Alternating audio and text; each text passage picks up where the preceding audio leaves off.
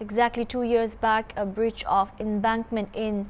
Bitukani on the outskirts of Silchar left the city submerged for more than a fortnight, causing loss of lives and unmeasured property. This year too, Cyclone Remal and incessant rain over the region for the past couple of days has left Barak River and its tributaries flow above danger level. Not to face a similar situation this time around, the district administration of Cachar is working to keep the situation under control, for which local MLA Dipayan Chakrabarti, Deputy Commissioner Cachar Rohan Kumar Jha, SP Cachar Numal Mahatta conducting an inspection at Bitukani Dike on Wednesday evening. Speaking to the waiting media, Dipayan Chakrabarti MLA Silchar said these three dikes, namely Bitakondi,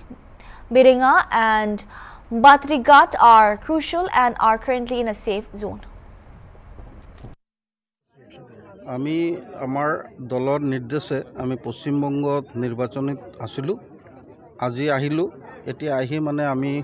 দলৰ কাৰ্যকৰ্তাৰ লগত ইয়াতে আহিলো আমাৰ DC মহোদয় আহিছে আৰু SP মহোদয় আহিছে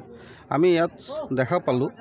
যে আমাৰ বেথুকান্দি যেটো ডাইকটো আছে এই বেথুকান্দি ডাইকটো আপোনালোকে জানে যে 2022 ৰ ফ্লাডৰ পিছত আমাৰ মাননীয় মুখ্যমন্ত্ৰী ডক্টৰ হিমন্ত বিশ্ব শৰ্মা ডাঙৰীয়া আৰু আমাৰ বিভাগীয় মন্ত্ৰী পীযুষ হাজাৰিকা তেওঁলোকৰ নেতৃত্বত আমাৰ ডাইকটো হৈছে আমি এইটো মানে আমি ক'ব পাৰো ৰাইজক যে আমি এতিয়া সেফ জোনত আছো এতিয়া আমাৰ স্লুইচ গেটখন আমি দেখা পালো যে মহিষাবিলৰ যেতিয়া আমাৰ বৰাকৰ লেভেলটো কম থাকে তেতিয়া মানে মহিষাগুলৰ যেটো স্লুইচ গেট এইটো স্লুইচ গেটৰ পৰা আমি ট্ৰাই কৰো মহিষাবিলৰ পানীবিলাক মানে নদীত ফেলৱাৰ কাৰণে এতিয়া আমি দেখা পালো যে একদম মানে খুব সোনকালে আমাৰ এই বৰাকৰ পানীবিলাক মানে লেভেলটো ৰাইজ কৰি আছে হেতু কাৰণে মহিষাবিলৰ আৰু পানী এতিয়া সম্ভৱ নহয় আৰু বৰাকত দিয়া হেতু কাৰণে স্লুইচ গেটটো বন্ধ কৰিব লাগিব আৰু স্লুইচ গেট যদি আমি বন্ধ কৰো তেনেহলে আমি আশাবাদী যে এতিয়া আমাৰ শিলচৰবাসী ৰাইজে সেফ থাকিব কাৰণ এতিয়া বৰাকৰ যি লেভেল আছে এই লেভেলৰ ওপৰত আমি 4 মিটাৰ ওপৰত আমাৰ ডাইকটো আছে হেতু কাৰণে আমি সেফ জোনত আছো এক্স্যাক্টলি বেৰেঙ্গাও সেম হৈ আছে বেৰেঙ্গা ডাবল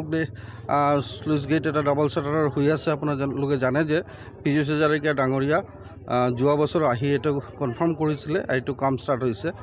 আৰু আমাৰ বাদ্ৰিঘাট এই তিনিটা মেইন আছিল এই তিনিটাৰ আমি এতিয়া সেফ জোনত আছো এতিয়া কথাটো হল আমি এতিয়া ইয়াত যাম আমাৰ তাৰাপুৰ শিববাৰী যেটো সিঙ্কিং জোন আছে এই সিঙ্কিং জোনৰ অৱস্থাটো কি আছে এটো চাম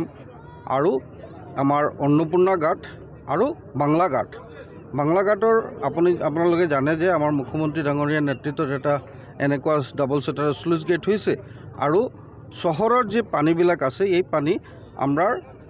বাংলা ঘাটৰ পৰা আপুনি এটো ডিসচাৰ্জ হয় কিন্তু যোৱাকালি মই যেটো খবৰ পাইছিলো যে জাটিংগাৰ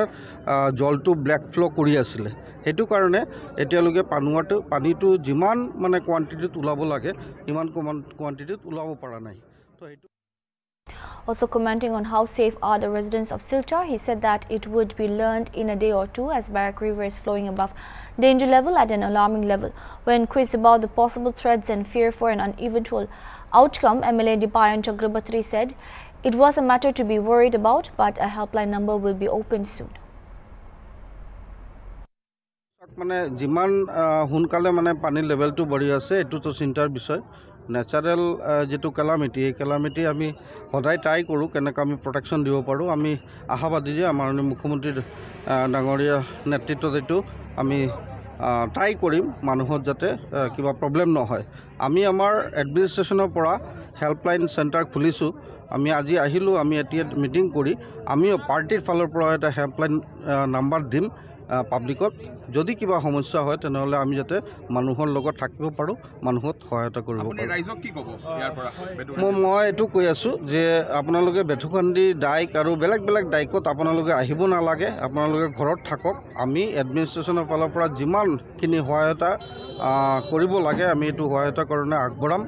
আৰু চিন্তা কৰিব নালাগে